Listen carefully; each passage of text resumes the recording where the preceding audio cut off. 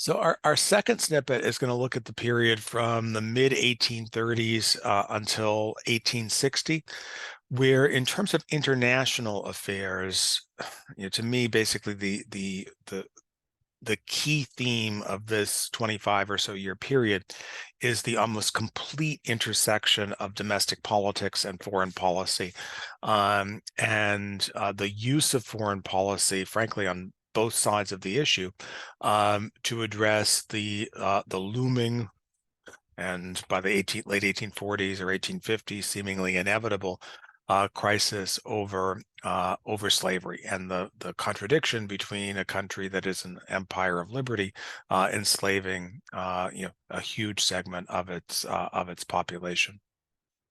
And the first sign of this comes in this very famous episode in the 1830s called the gag rule. And if you think of American politics in the 1830s, there are two parties that have basically emerged by this point: the Whigs and the Democrats. The Whigs are sort of the forerunners of the modern day Republican Party. The Democrats are the forerunners of the modern day Democrats.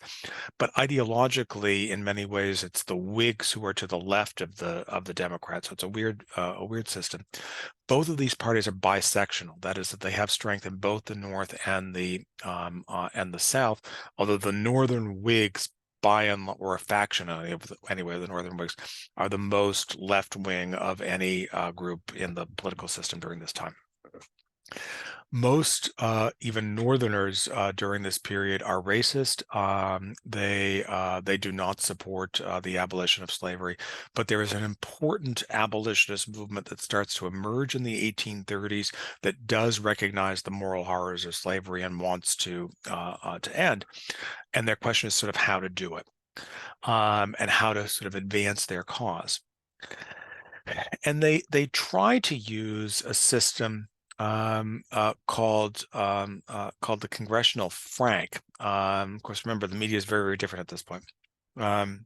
Which stated that if a petition was filed to the House, that any member of the House could then, for free, they wouldn't have to pay postage, could send that petition around to anyone through the U.S. Mail service. And so Northerners sort of try to use this on the realm of abolition, but they also use it, quite interestingly, to promote U.S. recognition of Haiti. Small country in the Caribbean, the second country in the Western Hemisphere that becomes independent, and the first example of a successful slave rebellion in modern world history. Haiti is a Black republic, and the U.S. refuses to recognize Haiti in the aftermath of its successful war for independence, in large part because successive U.S. administrations do not want to deal with the tensions of having a Black minister representing a foreign country in Washington, D.C., a place where the slave trade remained legal through the 1850s. So the recognition of Haiti was seen as a way to push forward the advancement of abolition. So you see all of these Northern abolitionist groups filing petitions to Congress, which they hope will then be read on the House floor. If they're read on the House floor, they can be sent out through the Frank, calling for the recognition of Haiti. And so in response, Southerners, organized around the Speaker, future President James Polk, institute what's known as the gag rule, which is that they change the rules of the House and say that petitions will immediately just be filed to a committee. They won't be read, and so they're never entered into the record of proceedings, and so they can't be sent out. Now, a lot of this is beyond the scope of this course, but the Haiti aspect of this gives a sense of how there is going to be this tie between domestic and foreign affairs, and slavery is the key aspect of this tie. We see this also in the South. Mexico becomes independent from Spain in the 1820s. Its northeastern section is Texas.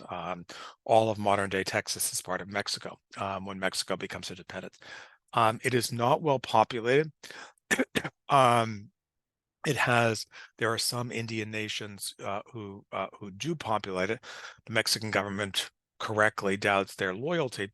And so Mexico in the 1820s makes a catastrophic decision to encourage white Southerners to migrate, and they offer lots of low prices for land, migrate from the South into Texas. And they make two demands. The first, that these Southerners not bring their slaves, and second, that these Southerners agree to convert to Catholicism, which was the official state religion of Mexico at this point.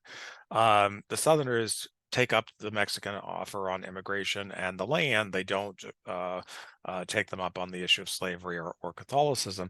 And the result is a hostile, basically, majority within Texas, and we get a rebellion in 1836 that the American Southerners prevail. Texas becomes an independent country because Northerners are troubled by it and decline efforts to annex. And so, for 8 years, from 1836 to 1844, Texas is independent. The British and the French recognize it. They have a minister in Texas. Sam Houston is the president.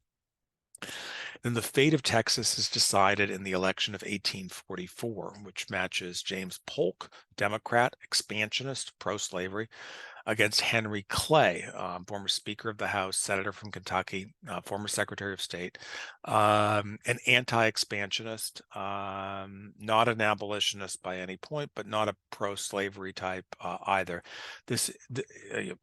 Polk campaigns on a platform of annexing Texas. Clay adamantly opposes annexing Texas. This is an exceptionally close election in which Polk, the Democrat, prevails. And if you look at the electoral vote here, you see, it's a pretty sizable win for Polk, 170 to 105. That's deceptive. New York turns out to be the decisive state in the 1844 race, and the New York race is unbelievably close, and it's an abolitionist third party that siphons votes away from Clay and allows Polk to win New York with a minority of the vote. But in any case, for our purposes, the result of 1844 is the election of an expansionist president who wants to bring Texas into the United States, and also talks about the idea of an expansion of the American empire to the Pacific and perhaps to the Caribbean as well. War erupts between the U.S. and Mexico in 1846. After Texas became independent, Texas is annexed formally to the U.S. in 1844. All of this area here was disputed. The Mexicans say they still have this. The Texans say, no, this is part of Texas. Polk argues that this is part of the United States. After annexation, he orders American troops into the disputed area. Mexico, unsurprisingly, responds militarily as well, and the result is a 2-year conflict that goes just disastrously for Mexico. The U.S. is militarily superior, drives the Mexicans out of the disputed area in Texas. Critically, it also drives the Mexicans out of California. Polk wanted a port in California, San Francisco, which is the largest port at this point, because he sees, not incorrectly, he sees California as a gateway to the Pacific. And so the result is that the U.S. acquires all of this new territory. But again, the theme here is this intersection between domestic politics and foreign affairs. By gaining all of this territory, the question is, will new states carved out of this territory be slave states or free states? And it has the effect of destabilizing American politics. You can make a case that the Civil War becomes inevitable. Because the Mexican War sort of highlights the issue of slavery, that the Civil War becomes inevitable basically by 1848. There's another thing that's going on during the Polk years, but more prominently in the 1850s, and that's the emergence of this new group of figures called filibusters. The modern day definition of filibuster is these unlimited speeches in the Senate to slow down the legislative proceedings. That's not a 19th century definition of filibuster, at least in this context. A filibuster in the 19th century is essentially a private army, consists of mercenaries. And in the 1850s, you have these American private mercenaries launching invasions of various countries in the Caribbean basin, from New Orleans in the south, and from various places in the newly conquered territory from Mexico, in the hope of expanding American influence and creating new slave states. There's a very close connection between slavery and expansion in the aftermath of the Mexican War. All of these filibustering expeditions fail except for one. For a brief period, the United States, or an American, a guy named William Walker, takes control of Nicaragua and gets himself appointed president. He reinstitutes slavery in Nicaragua. He petitions for admission to the United States as a slave state. By the time the U.S. starts thinking about it, Walker has been overthrown. But the governments of the 1850s aren't terribly aggressive at enforcing these U.S. laws called the Neutrality Act, which technically prevent filibustering. And so this is an important element of U.S. foreign policy. But the U.S. government is also interested in expansion. In 1854, under the Pierce administration, Franklin Pierce is one of the worst presidents in American history, the U.S. promotes this doctrine called the Ostend Doctrine, which is designed which basically says that the U.S. Has the authority to seize Spanish colonies in the Caribbean basin, a kind of might makes right argument. This is a cartoon against the manifesto at the time, and you can see the way in which the U.S. is, undermining American principles. The doctrine doesn't go through. The key tenet of the Ostend people was they wanted U.S. control over Cuba, which they planned to divide up into a number of states. Cuba was a slave colony. They'd all be slave states. Pierce only serves one term. It's a disaster. The Democrats do terribly. And so in 1856, the Democrats turned to what was undoubtedly their best qualified candidate, and one of the best qualified people ever to be elected president. That's a good reminder that sometimes qualifications are not enough. James Buchanan, who had served as Secretary of State, he had served as a U.S. Senator, he had served as ambassador to Great Britain, which at that point was basically you'd be in charge of European diplomacy. He had impeccable credentials. He came from Pennsylvania, a swing state, seemed really well qualified. And as you can see here, this is from the C-SPAN presidential poll. They do a new poll every time a new president is elected, just to sort of update the numbers. Is regarded overwhelmingly by presidential historians as the worst American president, and is basically seen as worst in essentially everything, including in international relations, where he gets the worst of the worst score. Buchanan was very interested in expansion, not so much for the idea of expanding slavery, although his party was increasingly dominated by slave interests, and he was okay with taking that approach.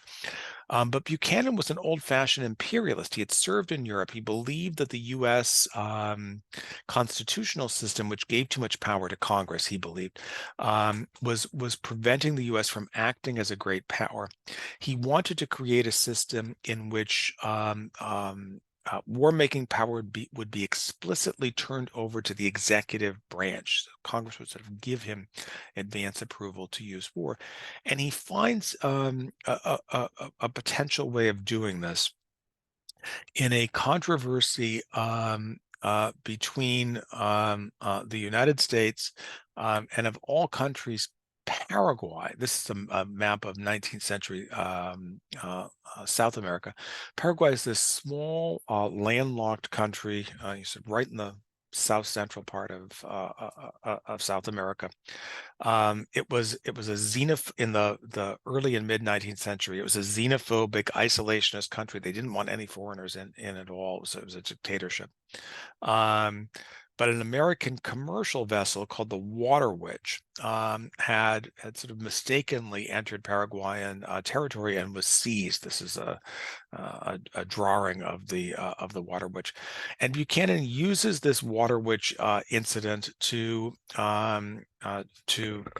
push for a congressional authorization that will allow him to threaten Paraguay with war unless the Paraguayans, turn over the water witch and make another number of other concessions. The key here is what Buchanan basically wants this as a precedent that will allow the president to wage war without congressional authorization. But it's blocked in a vote called the Columnar Amendment. This guy was Jacob Columnar. He was a Whig and later a Republican senator from Vermont. The amendment surprisingly passes. The vote here you can see is 21 to 19, and the Columnar Amendment stripped from this bill before Congress Buchanan's efforts to use the Water Witch incident to expand presidential power to wage war. And Buchanan kind of explains this. He comes back to this theme in the following year. The Water Witch resolution was in 1858.